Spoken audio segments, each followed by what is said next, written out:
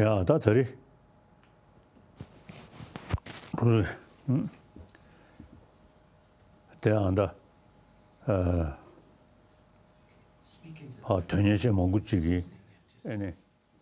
So many people who are interested and have requested me if I could confer the Avalokiteshvara initiation.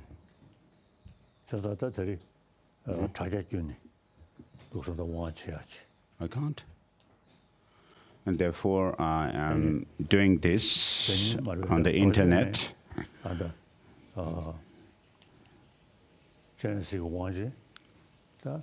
Last year, I think I did the Avalokiteshvara Great Initiation through webcast.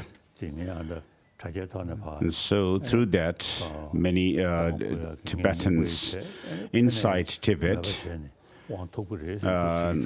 so I have told people from inside Tibet that I would also intend and visualize to give the initiation to them, and they should also have the same intention to receive it. So with regard to the highest Yoga Tantra, there are the practice of keeping the highest Yoga Tantra vows, the tantric vows. And therefore, as a preliminary to the cycle of Manjushri teachings, I gave the Yamantaka initiation.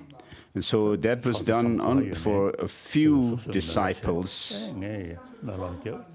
But this initiation, I'm giving it on the through this webcast, and so if you keep your attention single-pointedly and have the motivation to receive, and I also have the intention, then you will receive it. And so Avalokiteshvara is a deity of compassion, as his one verse praise says.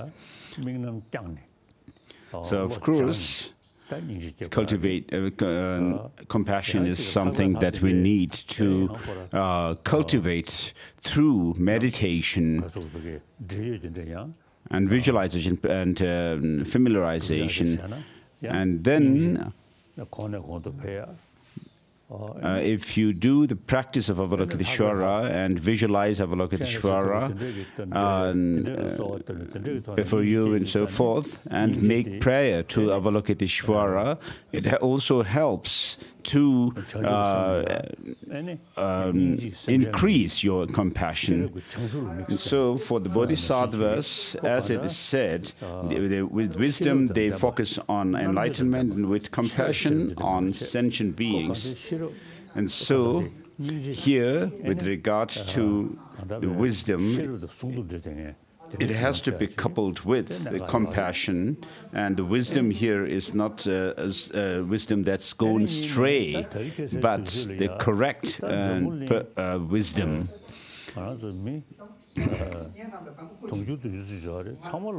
So all 7 billion people on this earth do not want suffering, but want happiness. That's the same with everyone. So we see in the news channels, the media, about discrimination on the basis of color or religion these days, and then there's killing due to that. And then there are some who even take it as a pride to be able to kill somebody or others. Yes, just yesterday I saw on the television news, somewhere in Minnesota or somewhere in America, so one black person had actually fallen under a car, and the police came, and he actually pushed his knee on the neck of that black person. So because of this discrimination, racism, on the basis of race, such things are done. And then there is also people causing lots of violence and conflict on the basis of religious discrimination. sectarianism. So basically, we as human beings, our nature is compassionate. So all sentient beings, even a small insect or a small bug, has to survive through compassion. So of course, the bugs do not get milk from its mother, but the mother takes care of the baby. And so if you pay attention, so all living beings with the experience of feeling and sensation survive through compassion, love. And therefore, if we as human beings do not harm one another, but help one another, serve one another, and be compassionate with another, then we will have a peaceful world which is free from, without any fear, anxiety. Without compassion, if you actually let your life be carried away by jealousy, pride, arrogance, and anger and hatred, then there will not be happiness for yourself as well as individuals. And therefore, compassion is very crucial for our survival. I usually talk about my 4 major commitments.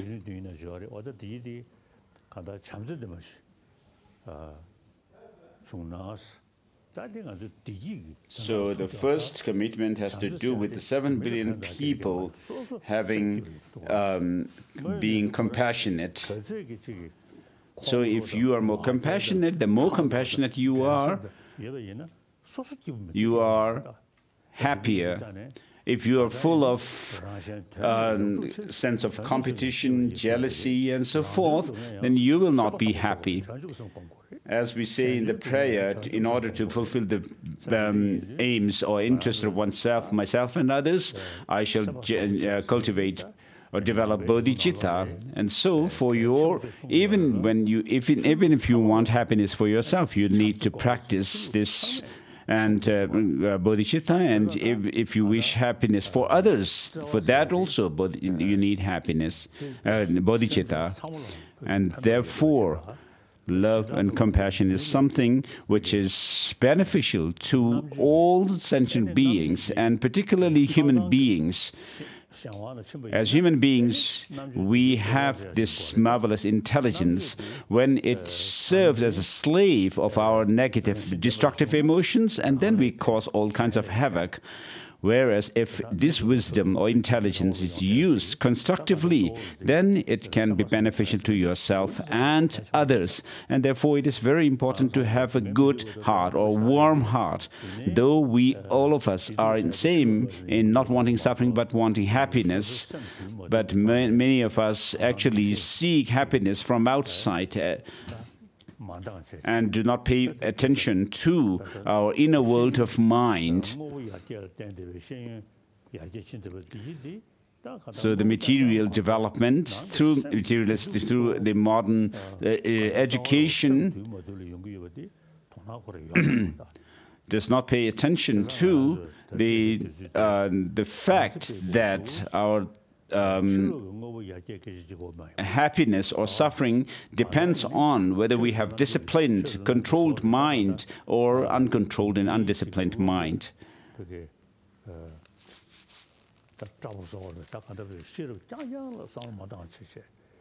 So without only focusing on intellect alone, but combining it with a warm heart, we need that. And so this is what I focus on, I emphasize. So I tell people that as human beings, we need to be warm-hearted.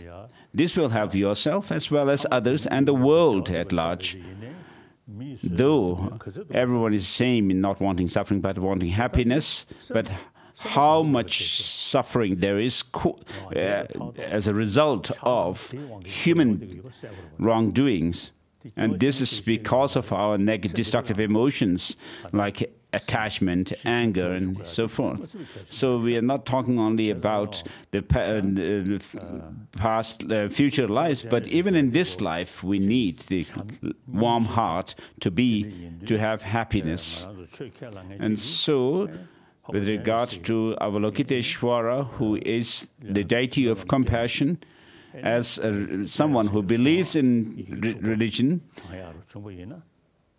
if we could also recite the mantra of Avalokiteshvara, the 6-syllable mantra, that also will serve as an catalyst or help in increasing our compassion.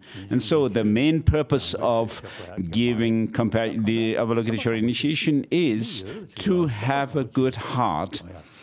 And so whether you are a Buddhist or not, doesn't matter. This is the purpose. So as human beings, if we could be good people, that would be very helpful. So all the major religious traditions of the world, though they are philosophically different, have different philosophical ideas, but all these religious traditions teach love, compassion, self-discipline, tolerance, and patience, self-discipline. And therefore, there is every reason for these religions to be harmonious with one another. And therefore, in connection with promotion of love and compassion, we need to promote the religious harmony. Otherwise, if people, people would say that they talk about love and compassion, but they're the ones, the religions, people following the religions are the ones who fight amongst themselves. And therefore, we need to make people understand that compassion, love and compassion are the foundation for our happiness. Even for our physical health, we need peaceful mind and compassionate mind. Even the scientists say that. And they also say that the innate or the basic human nature is compassionate. So this is not talking about religion, but something which we can actually experience, see from our own experience in life. So the more compassionate and loving you are happier, the happier you are. And so the second commitment that I have is this: because all religions teach compassion, love,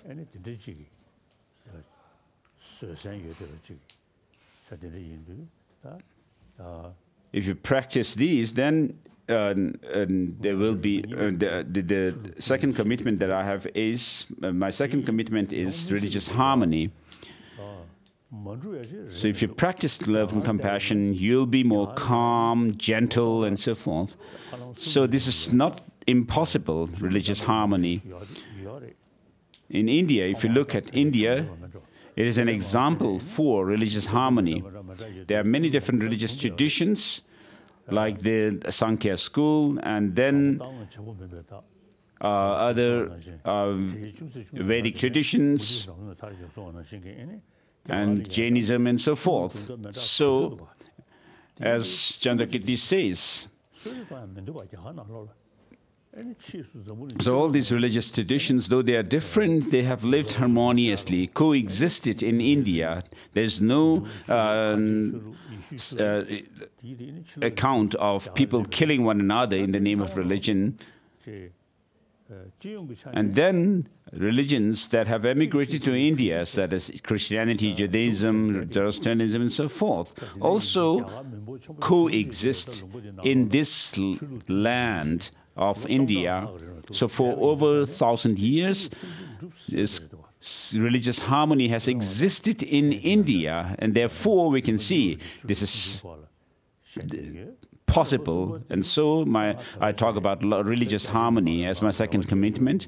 And then as the third commitment is, as a Tibetan, Tibetans put their hope in me. And I have karmic connection with Tibetans as well, and they trust me. So one year I was traveling in the northeastern part of India in a small plane, and it was quite turbulent. So I actually feared what would happen to the 6 million Tibetans. What would happen to them if I died? So the Tibetans put their faith, trust on me, and trust me. They put their hope on me and trust me. So accordingly, I need to think of benefiting and helping them as much as I can. So when people respect me, and I also have the responsibility towards them. So we are in exile. So we have lost our country and become refugees and exiles. But this has also become a blessing in disguise. So for over 1,000 years, we have a very unique, strong connection with India. We call India the noble land of India. So the Buddha himself appeared in India, and then Masters Nagarjuna and his disciples and followers, as well as Asanga and his disciples and followers, were Indians. So our knowledge, the source or the origin of our knowledge, Buddhism and so forth, is India. And therefore, India today, being a democratic country, I had a connection. I had connection with Pandit Nehru, the first Indian Prime Minister, and then I have many Indian leaders who are my friends. And so in India, we have freedom to help and benefit Tibetans as well as other people in the world. And therefore, becoming exiles has been a blessing in disguise for us.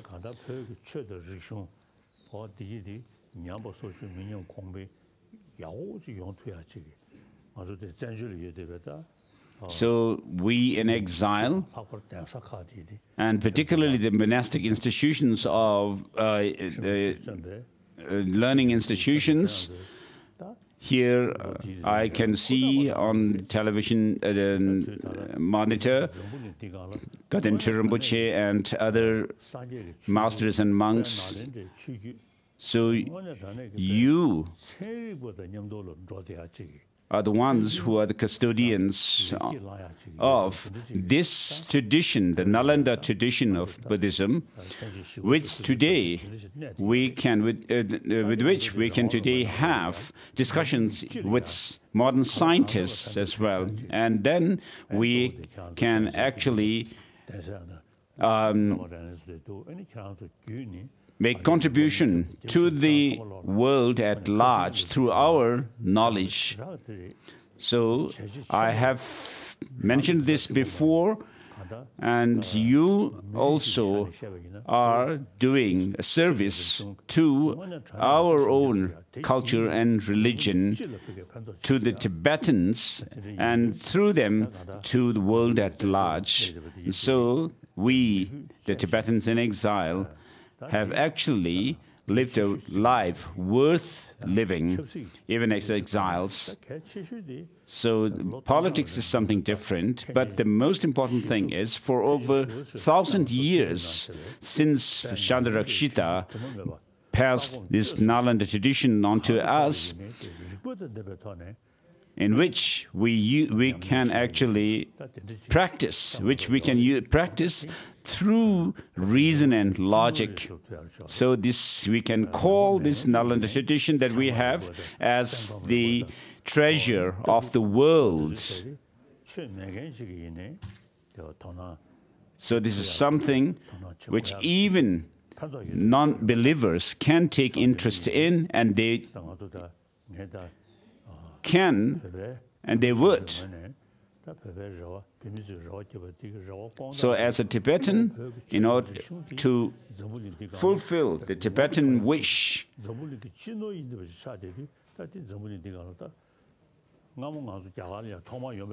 so when we first came into exile in India,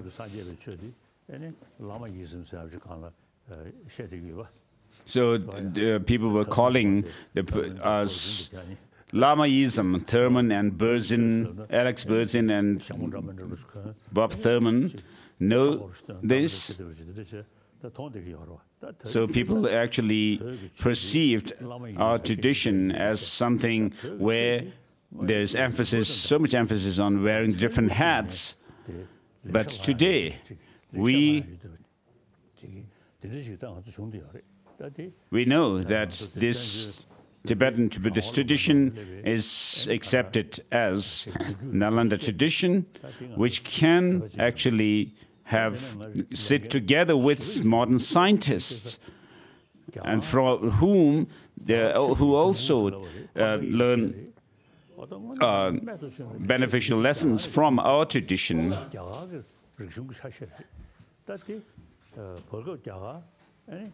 So the tradition is a part of Indian tradition, but in India,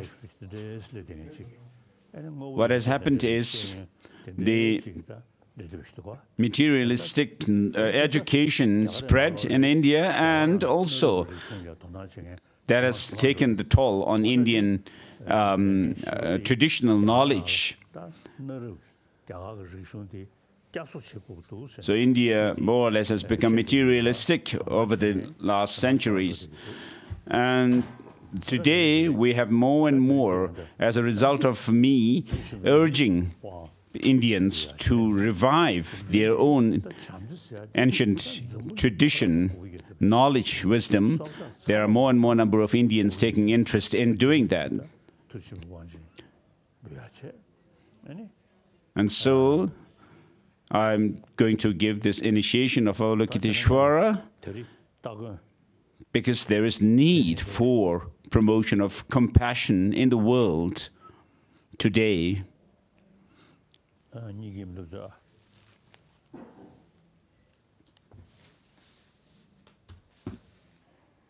So we'll do the preliminary process of the initiation.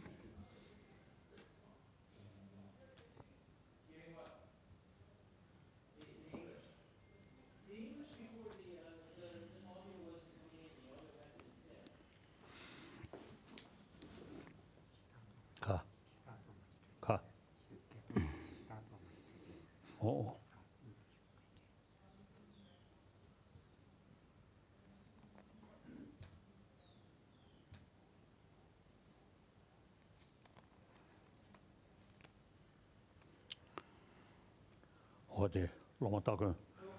So first we have the preparation for the students, disciples. So usually when we do this kind of initiation, we do the offering of torma to these obstacle spirits, but I do not do this anymore. As we actually reflect on these lines from Shantideva's Bodhisattva Charyavatara, today, before all the protectors, I call on all sentient beings to the feast of enlightenment and, in the meantime, that of happiness, while within the cycling existence. And therefore, gods, demigods, and so forth, be joyous. So, while saying this prayer, if we actually do these rituals to drive away the so-called evil spirits, beings, I mean, these beings may suspect, what kind of person is this? In the morning, this person actually says, all sentient beings are I'm dear to me, and so forth. Whereas in the evening, he does this ritual of driving us away. So therefore, I do not do the Gek Tor, the Torma offering to drive away evil spirits. So I just do the Torma offering for local spirit deities or landlords.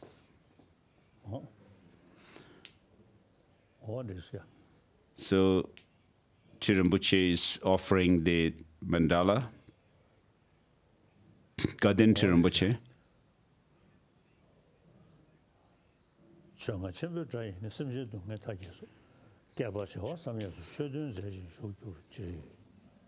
May the sound of the great Dharma drum dispel the suffering of beings. May the Guru live for inconceivable eons to give us teachings.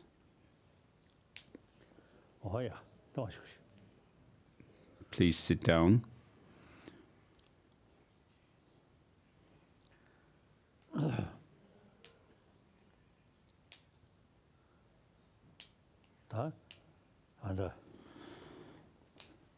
So now, as I said, historically, Tibet, there's some reason or justification for saying that Tibet is the land to be tamed by Avalokiteshvara. So if you look at history, since the times of the Tibetan Dharma king Songtsen Gampo and Tisung Detsen and so forth, many great lamas and leaders had, almost all of them had a connection with Chandrasik, Avalokiteshvara, and therefore Avalokiteshvara is considered as the patron deity of Tibet, or the special deity of Tibet, to tame the land of Tibet. And generally speaking, Tibetans seem to have a good nature, a kind nature. So we are a people who have a special connection with Avalokiteshvara. And the Buddha himself has said that his teaching would spread from north to north, meaning north from India is Tibet, and from there north is Mongolia. So the Tibet is also a land which was prophesied by the Buddha himself, and therefore we have a connection with him as well. And so we as Tibetans, generally speaking, are kind people, and therefore Avalokiteshvara, we have a special karmic connection with Avalokiteshvara. After coming into exile in India,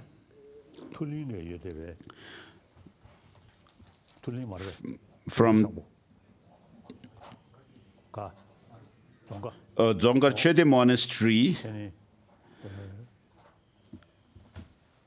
Chöde Monastery, from the western part of Tibet, near the border of Nepal. And so in the life story of the 5th Dalai Lama, there's mention of there were 3 Avalokiteshvara statues or images.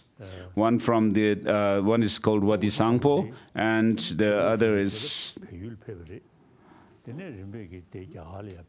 So when there was a turmoil in Tibet, Wadisangpo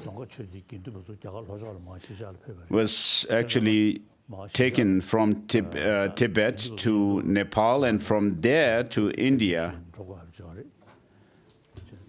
So after it came here, and then when the Dzongkar Chöde monks were moving from Dharamsala to South India, I did a divination whether the Wadisangpo statue of Avalokiteshvara should go with the monks of Dzongkar Chöde Monastery who brought it from Tibet to here, or should stay here. And it's, the divination showed that the Bodhisattva should stay here. So it seems Bodhisattva also likes fame because of me.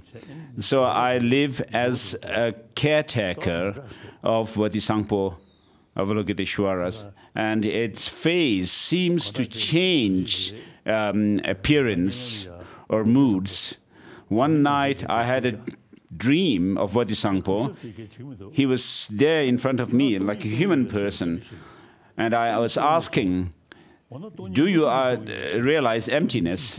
He said yes. And I asked, do you realize emptiness directly? He said yes. And so we were talking like person to person.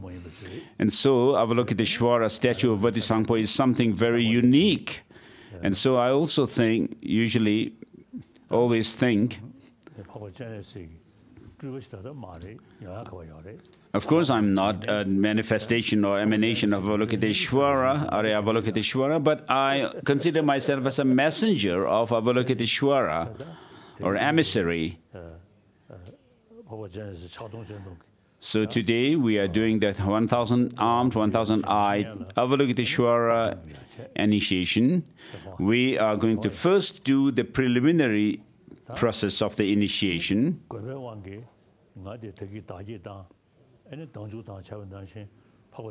As I did the self-generation, and also I also did the self-initiation. So imagine me as Avalokiteshvara himself.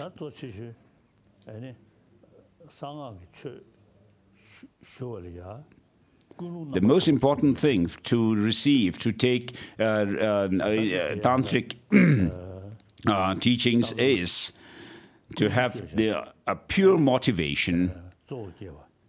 And therefore, in the ritual itself, we go through these outlines, correcting the motivation and generating into the principal deity, making request and fostering firm conviction in Dharana, taking vows and receiving blessings, and so forth. So whatever work we do or activity we engage in, there must be a good intention or motivation. So, of course, material progress and development were meant for the good of human beings, but we made more progress, we use this progress and development to kill and harm others. And therefore, unless you have a good motivation, it doesn't help.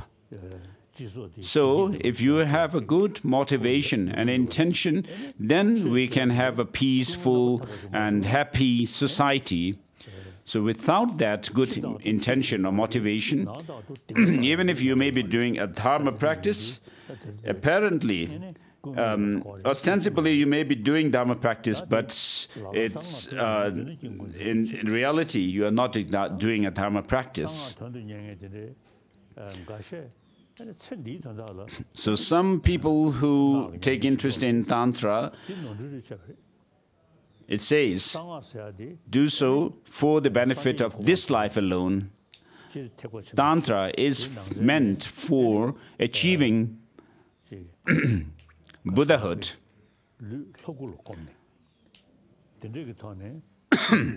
Sorry.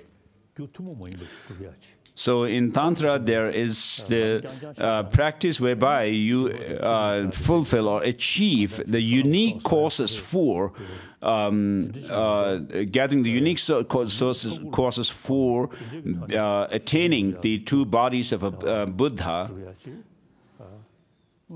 by visualizing and imagining yourself as a deity and doing your practice accordingly. And so, to reach Buddhahood, Nagarjuna has said, through the accumulation of merit and wisdom,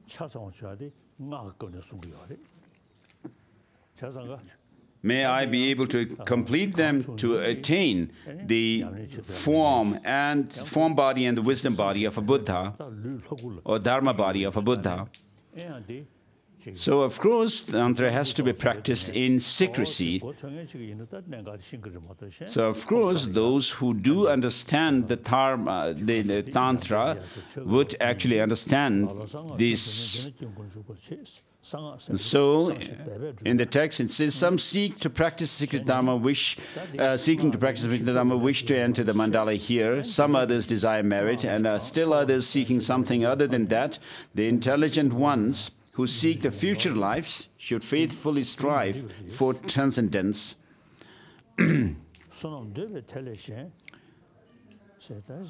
So, if you seek tantric initiation like this in order to have a good life, long life and so forth in this life, and also a good life in the future, as well as nirvana for yourself alone, they are wrong motivations to receive it. So, therefore, it says, the intelligent ones who seek the future lives should faithfully strive for transcendence and enter the mandala, not desiring the results for this life. If one strives for this life alone, the purpose of the future lives will not be fulfilled. Striving for the benefit of the future lives will enhance the results in this one. And so, thinking only of seeking only the benefit for this life alone, and you will not actually fulfill the goal of this teaching. So, you should have the motivation of compassion, the compassionate motivation to serve others, and not thinking selfish motive.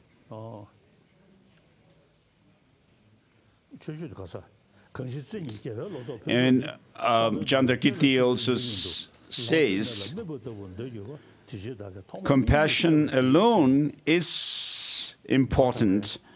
In the beginning, in the middle, in the beginning means before entering the path, in the middle, after becoming a bodhisattva, and in the end, after becoming a Buddha. And so, here, Master Chandrakirti in a Madhyamaka Avatara praises compassion for, first of all, as a seed for bodhichitta, and then in the middle, once you have become a bodhisattva, to enhance your bodhichitta further and further, and then progress along the path, and in the end, when you become a Buddha, as the fully ripened crop, to benefit others, and therefore he praises it rather than praising the other qualities of the Buddha. So if one strives for this life alone, the purpose of future lives will not be fulfilled. Striving for the benefit of future life will enhance the results in this one as well. And then next is the disciples generating into the principal deity. So that the earlier one was bearing the correct motivation, or correcting one's motivation, and bearing the motivation of bodhicitta. And so, as I explained earlier, in order to achieve the form body of a Buddha, it comes from the collection of merit, where the form body is for the benefit of others, and then the Dharma body is for fulfilling one's aim. You need that of the collection of wisdom. So, of course, in the Sutrayana also, there is the practice of accumulating merit as well, but to do that in a great way, what we must understand is that this body that we have now, the contaminated body, cannot actually turn into the Buddha's body. And therefore, we need to cultivate a special body. In the lower tantras, there's not much explanation of this. Because there's no explanation of the practices on the basis of distinction between the degrees of subtlety within the mind, gross and subtlemost, and so forth.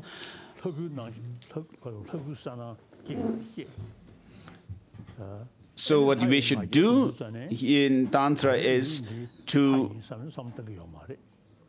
transform our perception of ourselves as ordinary and have the perception of oneself as a deity. Of course, this body that we have now, made up of bone, blood, and flesh, is not perceived in itself as becoming the body of deity, but we should first dissolve it into emptiness.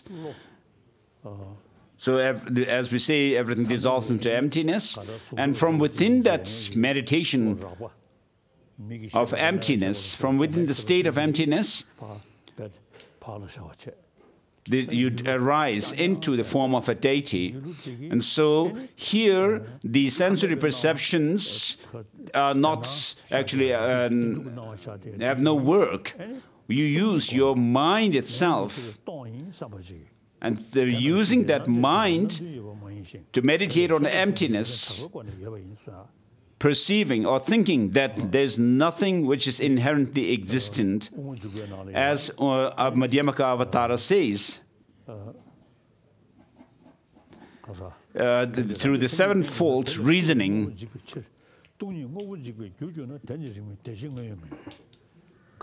So if things were to have any intrinsic inherent existence and so forth,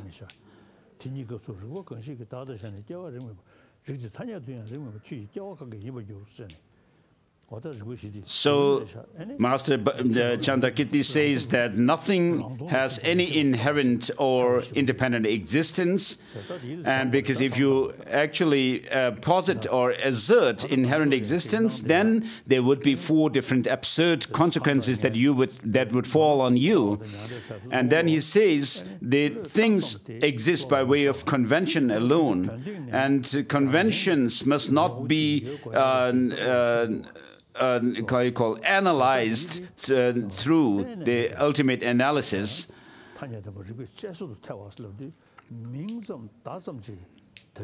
And so, if things were to have any true or inherent existence,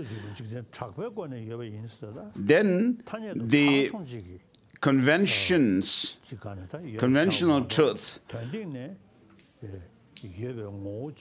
would be able to withstand ultimate analysis, and therefore that's not the case. And therefore, nothing whatever has any inherent existence, but things exist merely by way of designation. As Master Nagarjuna's intention is that, he also says, whatever arises through dependence, is said to be empty, and that is also said to be designated. That's the middle way. Whatever arises through, whatever is dependently arisen, there's nothing which is not dependently arisen. Therefore, there's nothing which is not empty. And so Tsongkhapa also says,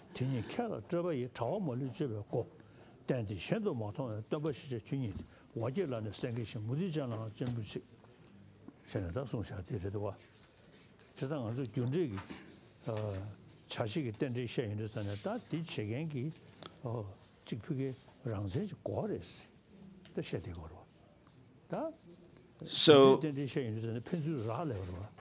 Tsongkhapa says that within emptiness, understanding of emptiness, you should be able to assert the causality of things,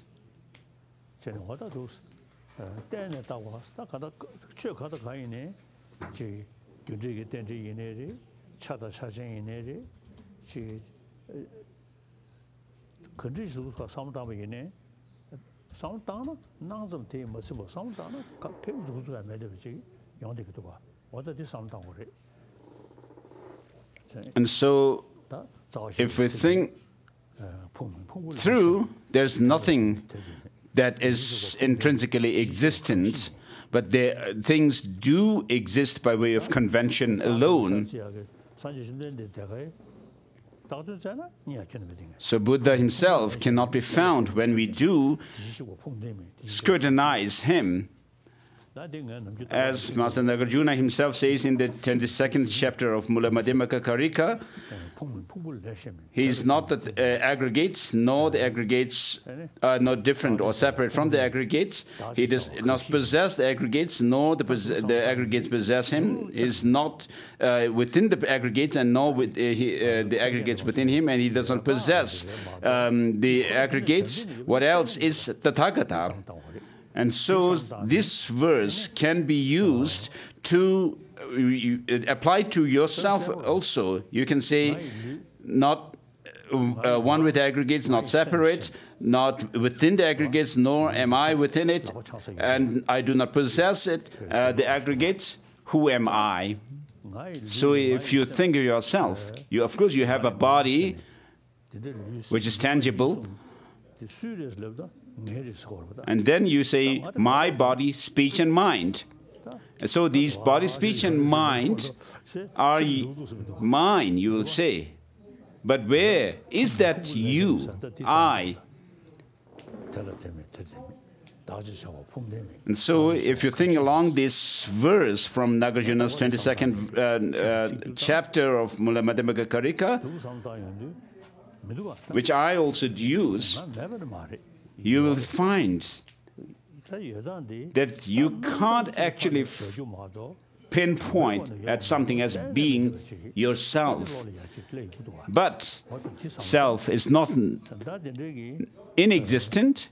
Self or a person exists, but not intrinsically. And therefore, you meditate on emptiness, and you'll be able to see that you are not the aggregates and so forth, and this appearance of the aggregates that you usually cling on to as being mine and yourself actually disappears, and then your mind is absorbed in emptiness, and from within that absorption in emptiness, you arise into a deity. And your body, speech, and mind as a deity do not exist intrinsically, as this mantra refers to. Swabhava Shuddha Sarva Dharma. Swabhava means empty of, devoid of, inherent existence. And Sarva Dharma means all dharmas, all phenomena are devoid of any intrinsic existence. And so, Swabhava refers to you, and all Sarvadharma refers to all the aggregates and the other phenomena. And so, you and the aggregates have no intrinsic existence. They are devoid of any intrinsic existence whatever. And so, what you ascertain through this kind of analysis is that of emptiness. So you ascertain emptiness. And so that mind which ascertains emptiness arises in the form of a deity. So having the ascertainment of emptiness, and then from within that state of mind with absorption in emptiness, you arise into a deity, and therefore there is the cause for both the form body and the dharma body, dharmakaya, and the rupakaya. In Tantra, this can be explained. But the detailed explanation cannot be done in the lower tantras. Like in this case, Avalokiteshvara initiation comes within the lower tantra here. And so everyone please meditate on emptiness. Om Swabhava, thinking along this mantra, Om Swabhava Shuddha Sarva Dharma Swabhava Shuddha Hang. And also the lines that I quoted from Mula Madhyamaka Karita, and also Madhyamaka Avatara.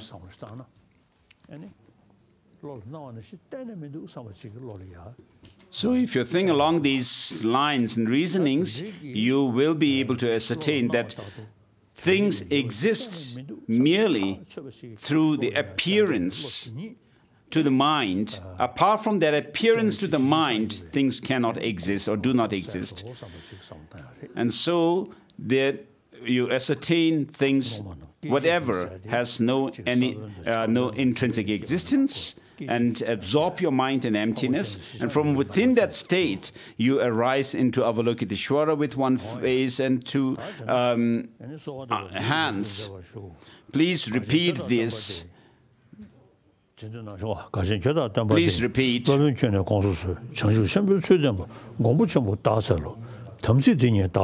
Oh, great bliss, you are my teacher, so Master, please pay attention to me, the firm way of great enlightenment. I beg you, O great protector, please grant me the pledges, the spirit of enlightenment, the Buddha, Dharma, and Sangha. Oh, protector, please lead me to the supreme city of enlightenment. See the last two words 3 times. Oh, protector, please lead me to the supreme city of enlightenment. Oh, protector, please lead me to the supreme city of enlightenment, liberation. And therefore, having said this 3 times, repeated this 3 times as a request, next is, since you, the disciples, have total faith and trust, the Master says, my child, come here.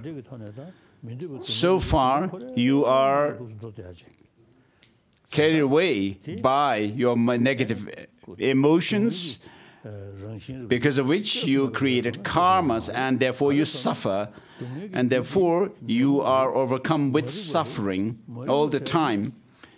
But suffering is because it has cause, and the cause is ultimately ignorance, which has no sound basis for what it perceives and conceives. Therefore,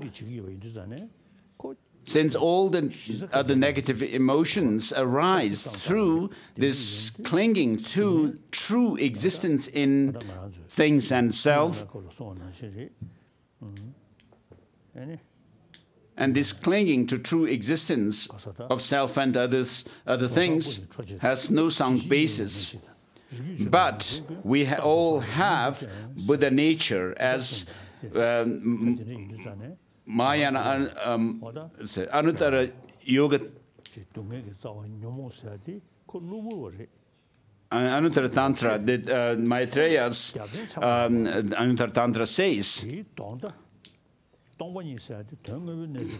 So the distorted minds, distorted perceptions have no sound basis or foundation whatever. Whereas the wisdom of emptiness, realization of emptiness and compassion are not rooted in this kind of distorted conception or distorted perception like ignorance, but they are based on correct reasoning, and they are logical, and therefore it gives this courage and confidence in us. So those perceptions or cognitions which have a sound basis,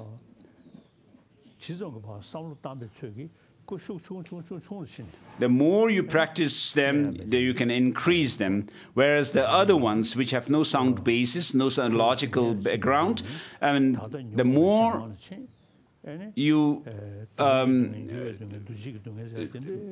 develop this wisdom and so forth, these subside and decreases. And therefore, what is said here is, I will correctly teach you this ritual of conduct of the Mahayana secret mantra, and you are, as I explained already, the wisdom of emptiness and the meditation of yourself, visualizing yourself as a deity, where you have both the appearance and empty together, combined. You are a great suitable vessel, possessing the Vajra body, speech and mind. All the Buddhas of the 3 times found the perfect, unequaled, exalted wisdom through the power of the Vajra mantra. So, of course, the body, speech and mind that we have now cannot be said to be of indivisible, inseparable, Whereas in this, according to the highest yoga tantra, when we explain these body, speech, and mind in terms of the subtlest aspect, they are of the same nature.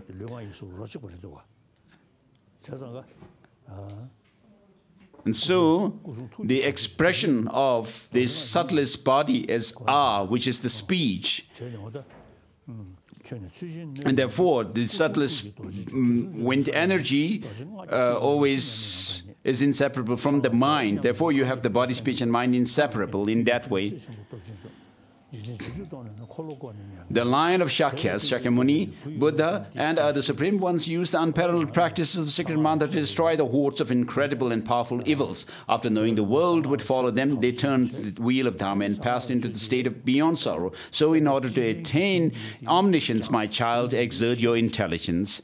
And so the Buddhism that spread in Tibet is from the Nalanda tradition, and particularly we have this Tantrayana. And so, with the basis of the foundational teachings, and then we have the tantric teachings on, to add on to that to achieve the goal of omniscience. And next is taking the vows. Bodhisattva vows first. So with regard to this, so I do the self-initiation in connection with Lama Chepa Guru Puja. So today I got up very early in the morning and I did this self-initiation in connection with Lama Chepa, and also the self-initiation because of this initiation of Avalokiteshvara that I am giving now, today. So I have done since I have done the self-initiation, my bodhisattva vows have also been refreshed, so to say. So Yongdin Rinpoche is informing His Holiness about the... So His Holiness is going to give the layperson's vows now.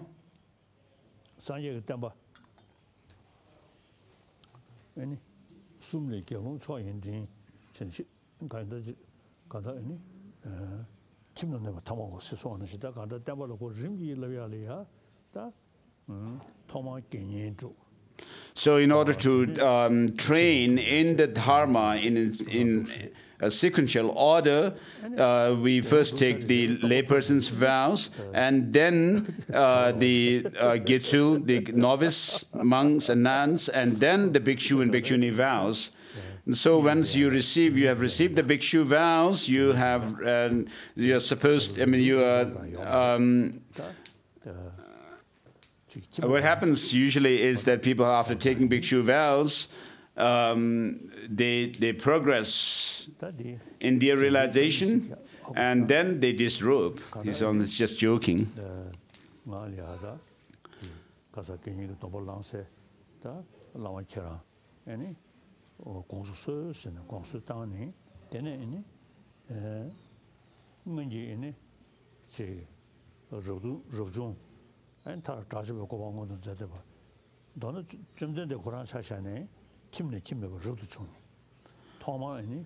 So the Buddha himself also was a layperson and took layperson's vows, and then went forth to become a monk.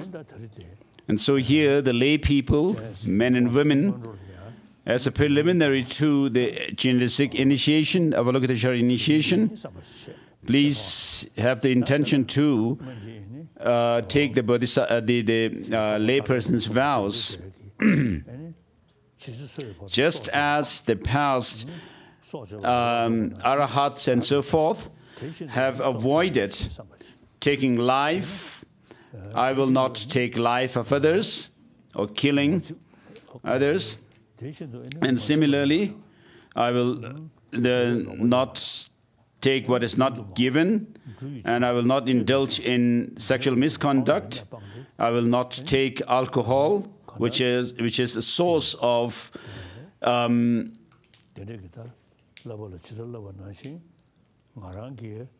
recklessness. And so, just as the past arahats and so forth have given up killing, stealing, and so forth, I will not do. I will also not engage in killing and so forth.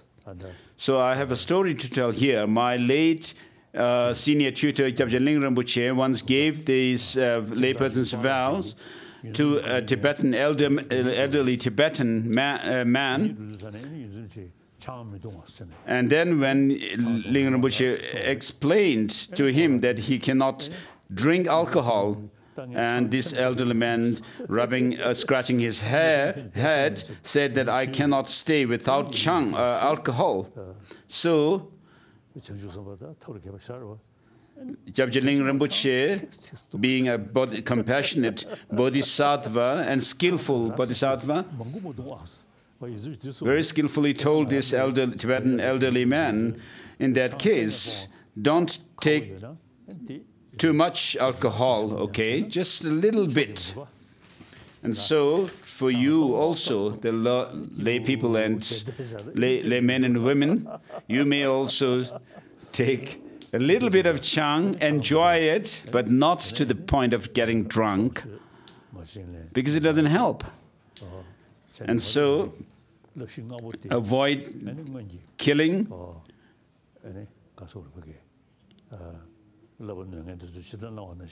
so avoid stealing, avoid sexual misconduct and telling big lies, and then avoid drinking alcohol. And so with this,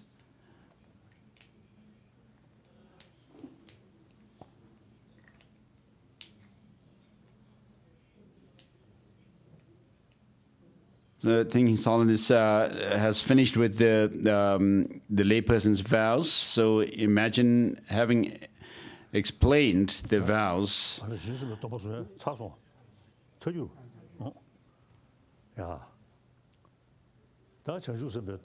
So next is taking the bodhisattva vows. So bodhisattva vows is something incredible. So it gives you great courage and confidence, joy in your heart. Please repeat these lines in the space in front of you. Imagine your Lama, Avalokiteshvara, and his mandala, and the retinue deities, and so forth. So imagine the Buddha of our times for the teaching of the Buddha, and then the bodhisattvas like Maitreya of Manjushri and so forth, and Master Nagarjuna's, masters such as Nagarjuna and Asanga and so forth. So because we have access to their writings, we can actually say, oh, Master Nagarjuna, if somebody asks what kind of person Master Nagarjuna was, I mean, we can actually explain to them, oh, this person has written such and such text, and this says this and that. So these are texts that we can actually study, and we can actually understand through them the basis, the path, and the resultant stage that we can reach. And therefore, we can feel them to be infallible objects of refuge for us.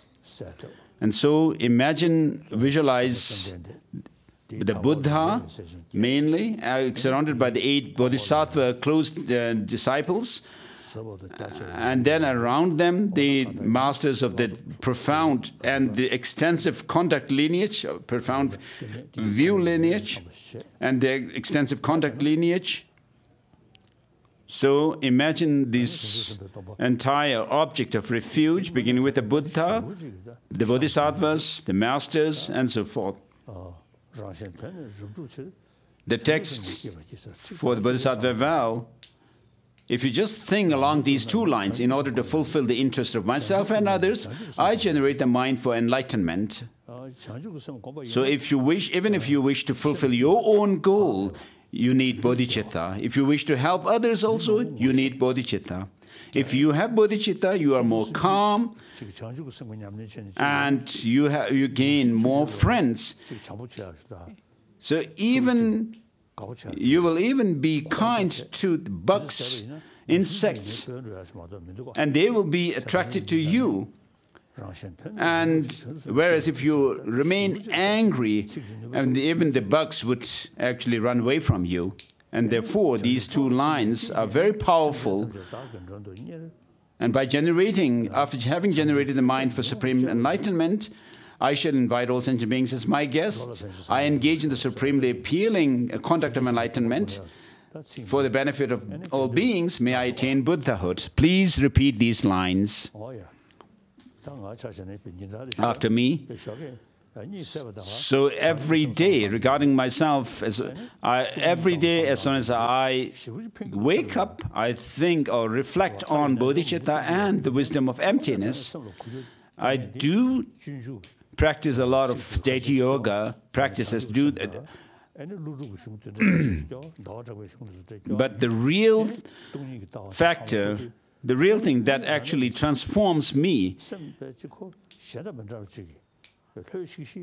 are bodhicitta and the wisdom, the realization or the wisdom of emptiness, which gives me joy and feel relaxed. I seek refuge in the three jewels. I confess in all my sins individually. I rejoice in the virtues of all beings. I take to my heart Buddha's enlightenment. I seek refuge in the Buddha Dharma and Supreme Assembly until I am enlightened in order to fulfill the interest of myself. And as I generate the mind for awakening, by generating the mind for supreme awakening, I shall invite all sentient beings as my guests. I engage in the supremely appealing contact of enlightenment for the benefit of beings. May I attain Buddhahood. Please repeat for the second time. I seek refuge in the three jewels.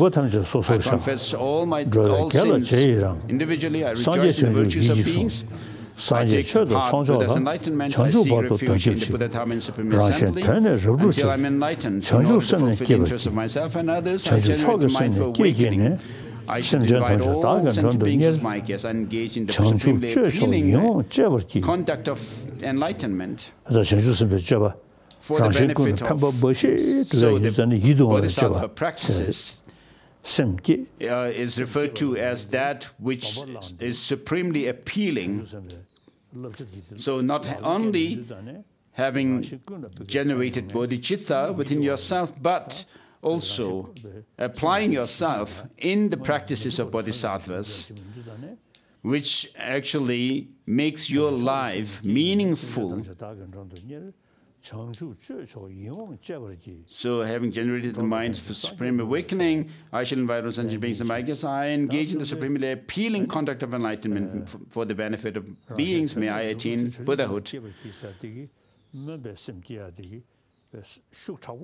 So with the two lines, in order to fulfill the interests of myself and others, I generate the mind of enlightenment.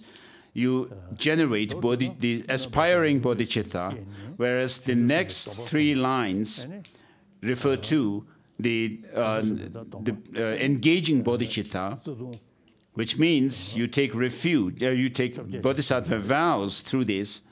So the vows comprise of the 18 root downfalls. The 18 root downfalls are, as it is given in the 6th session Guru Yoga, which says praising oneself, despising others, and so forth. So if you actually curb or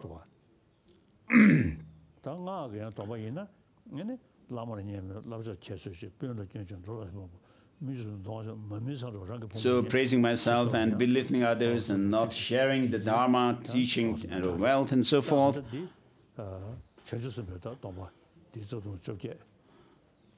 So here there are 18 root downfalls to be avoided.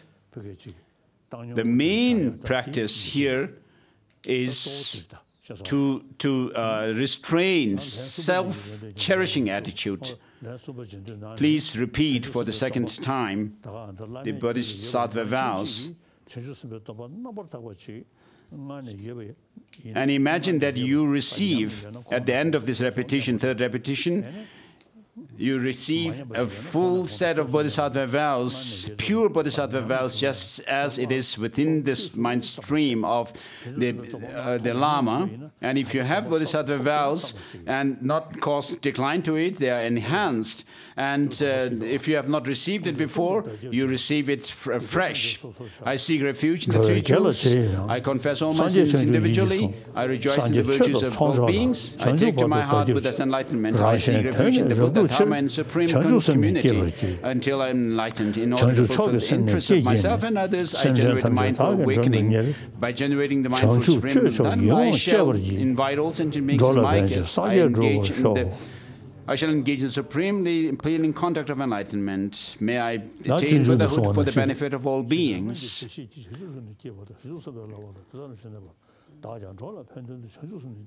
As it is said in Bodhisattva Charyavatara, just as the past Buddhas have generated bodhicitta and then engaged in the bodhisattva practices, likewise I'll do so. And then today my life has borne fruit. I have attained the excellent human existence. Today I'm born into the Buddha's family, and now I have become a Buddha's child. Now come what may, I shall act in accord with this lineage, never causing this impeccable noble lineage to be tarnished. And then today, before all the protectors, the Buddhas and bodhisattvas, I shall call on all sentient beings to the feast of enlightenment and, in the meantime, happiness. Therefore, gods, demigods, and so forth, be joyous. And so, we should think of being sympathetic with all sentient beings, that we will suffer together, we will be in good times together. And so we should think of reaching Buddhahood together and so forth.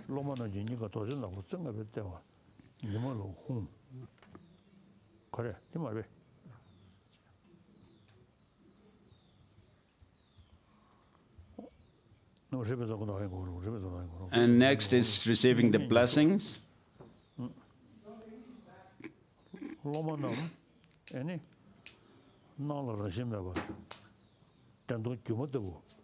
So all the disciples, you have already visualized yourself just, as Avalokiteshvara, and think that there is appearance of yourself as Avalokiteshvara, but you are empty of inherent existence. At your heart, there's a black five-pointed vajra, in the center of which is a black syllable hum on a sun. At your throat, a red syllable throat, a red eight-petaled lotus, in the center of which is A on a moon, and at your crown, a white eight-spoked wheel, in the center of which is a white Om on a moon.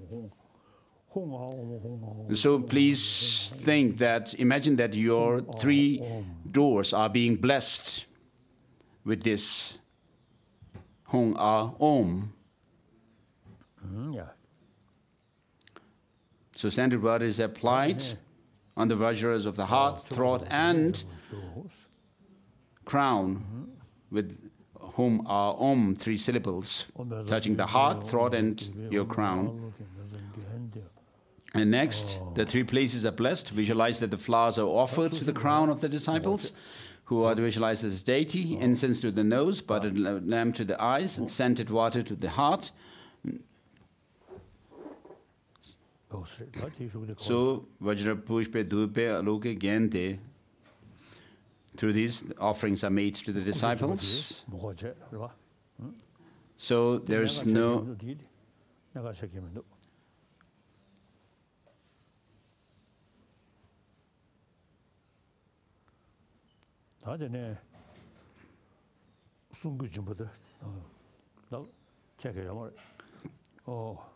So there's no, we are not doing the kusha, distribution of kusha grass and so forth.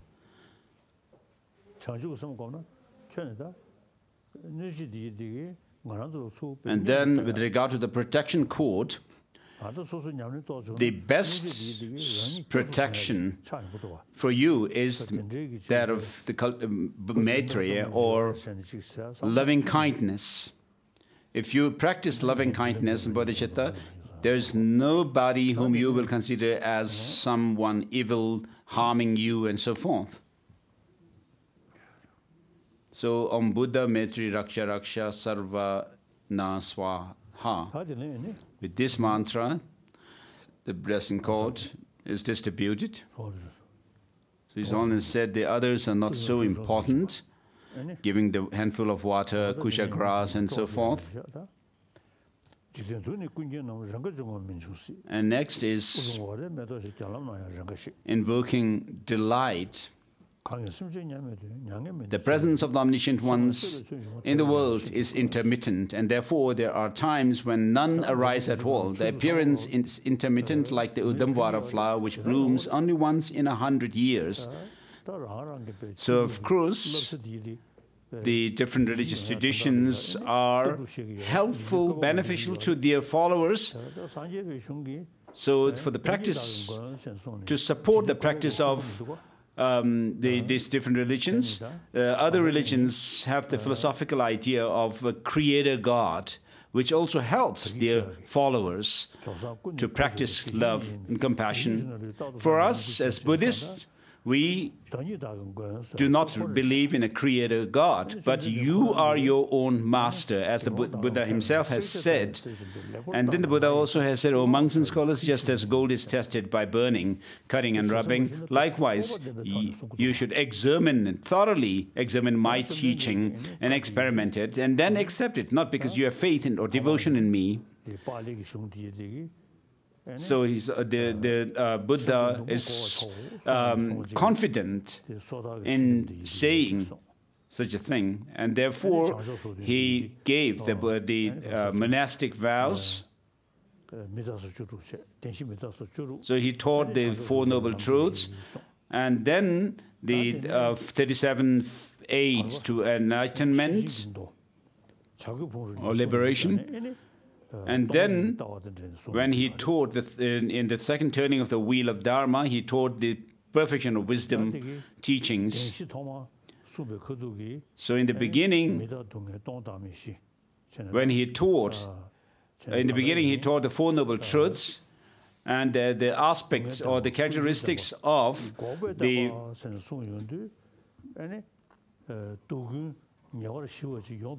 truth of suffering, impermanence, and so forth, the four. And then with regard to the true cessation, what we need to think and reflect on is whether destructive emotions can be overcome or not. So if you think along the lines from Master Nagarjuna's Mula Madhyamaka Karika, where he says, eliminating karma and delusions, there is liberation. And karma and delusions arise from inappropriate thinking or exaggerated thinking. And that in turn is rooted in elaboration, and that is ended or by emptiness. So with regards to the perfection of wisdom teachings, Master Nagarjuna explicated the explicit content, which is emptiness, whereas Maitreya's Abhisamaya and so forth explicated the implicit content of the perfection of wisdom teachings, which is the progression along the path. And Master Nagarjuna himself has said that the teachings of the Buddha are based on the two truths, the conventional and the ultimate truth. And so if you are able to understand the two truths, then you will be able to understand the teaching of the Buddha well. And so the teaching based on the true truths forms the foundation of the teaching of the Buddha. And so the possibility of attaining true cessation is proved in the second turning of the wheel of Dharma, the teaching on the true cessation. And then in the third turning of the wheel of Dharma, the Buddha taught that of the subjective clear light, which is the subtle clear light mind, whereas in the second turning, the Buddha taught object clear light, which is emptiness. Gongdang Tenpa Döme has said that the teaching of the Buddha is like leading us from the base of a hill up to the top of it. And so, as you progress along the path, you will go tread a journey higher and higher. So in the Mahayana Uttara Tantra, there are 9 examples or analogies used. So this has to do with the sequential practice within the practice of the Buddhism. So the Buddha himself has been very skillful teaching in accordance with the mental dispositions of his disciples. So we, as followers of the Nalanda tradition, do follow the triple process of study or hearing and listening to the teachings, and then contemplating or reflecting on them, teaching, and then finally meditating or applying the teaching, integrating the teaching in meditation.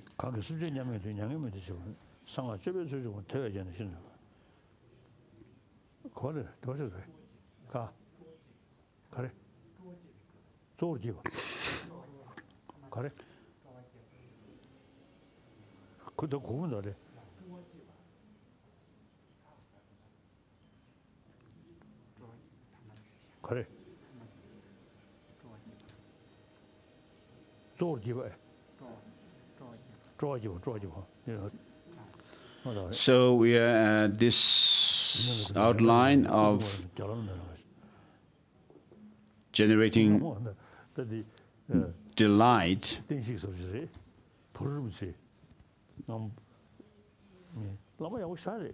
Bari Rinpoche was a very good Lama, but not a very good scholar as such.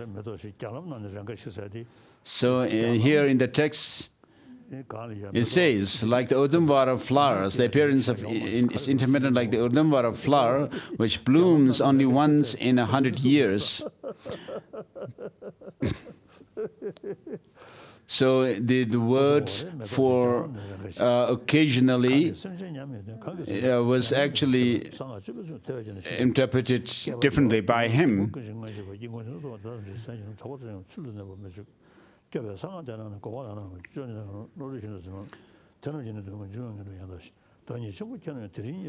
Through many millions of eons, I have performed all sorts of negative acts. Through seeing a mandala such as this, if I eradicate them all, I will be known. What need is there to speak about the limitless contact of mantra? If I recite the sacred mantra of the protector, I will transform into the unsurpassable state and so forth. And so, as Tibetans, we are born in the land where we have the complete teaching of the Buddha. So, the Tripitakas, we have the tradition of studying them, and then the practice of applying the 3 trainings of morality, concentration, and wisdom within ourselves. So unless you lack in your effort in studying and practicing this teaching, there we have the tradition where we have the practice of actually making the gross states of mind kind of subside, and in the finally as the subtle mind becomes more and more manifest, these kind of slowly are eliminated or pacified, so that you go through the process of dissolution into the subtle mind, subtlest mind, down to the subtlest mind, which is called this, going through the process of dissolution, whereby you go through the dissolution of the and the whitish appearance, reddish increase, blackish near attainment, and finally the all empty clear light state. And so the text says, using these, make all beings become like you, and thus become Sugatas.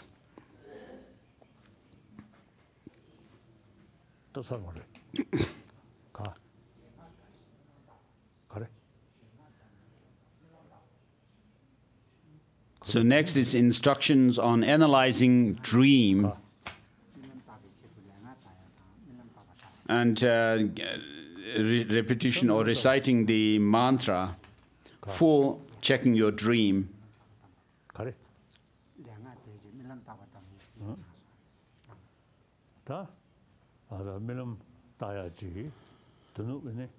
So tonight, it's not very important to have the kusha grass and others, but since you have taken part in this preliminary process of initiation, do your best to reflect on, think of bodhichitta and the view of emptiness, and repeat or recite Om Mani Padme Hum, the 6-syllable mantra. And as you go to sleep, you should be able to fall asleep within the state of a very virtuous state of mind through the meditation on bodhicitta and the view of emptiness. If they are too strong, you will actually lose sleep.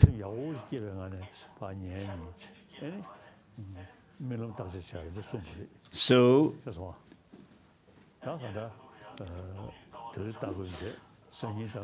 in other words, it is said that you should check your dream after having cultivated or settled your mind in a very virtuous state.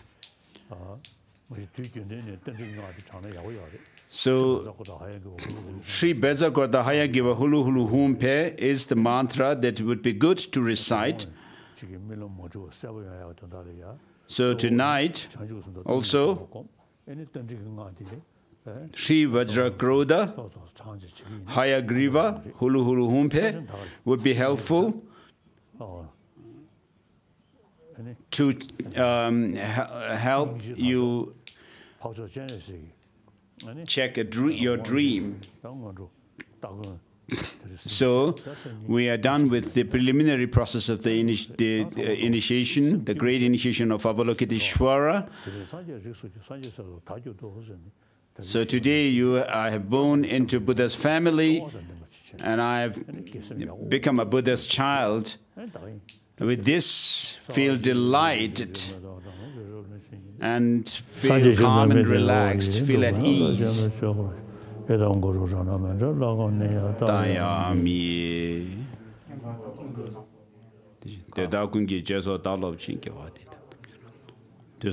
are dedication prayers. The dedication prayer from the prayer, Samandabhadra prayer. So tomorrow is the actual initiation of Avalokiteshvara. So Robert Thurman has requested Jenang of blessing of Simhanada Avalokiteshvara. So we'll do that tomorrow. Thank you. Tesh Delek. Bye-bye.